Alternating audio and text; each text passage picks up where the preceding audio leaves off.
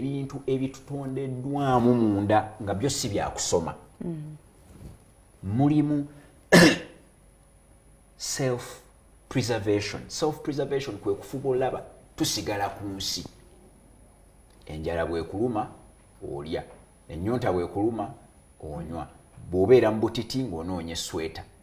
Ekyo baakitussaamu kituyamba osigala ku nsi. Kyekimu ku bye tunoonya biri eri munda.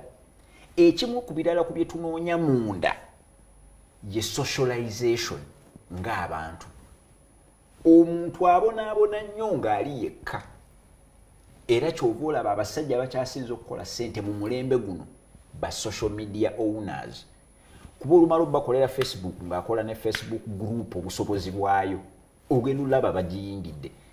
WhatsApp bwe yali yajja teyatandika na group naye kasita yaleeta group tuziyingire. Era olaba groups zino zitushapinga nnyo bwe tuzibeeramu nti abamu babeera beetya, abo babeera tebeetya, abo ababa bawuliriza, abo kwegamba omuntu yenna ng'oyagala okumanya nti tuyina innate instinct muffe eya socialization.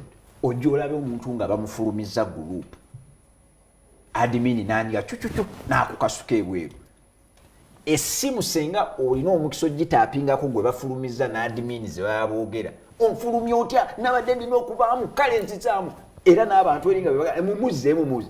So baakitutondamu nti twagala okubeera n'abantu to socialize.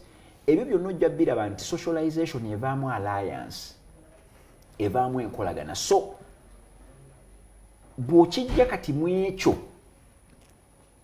nojja n'okitunuza instinct ez'amaanyi essatu zirimu self preservation, okufuba okulaba omubiri gusigala omuntu asigala ku bulamu, socialization okukolagana n'abalala, ne sexual ey'okwegatta okuzzaawo obulamu obupya, ebitonde ebisajja okwegatta n'abakyala okuvaamu obulamu obulala nga tuzadde.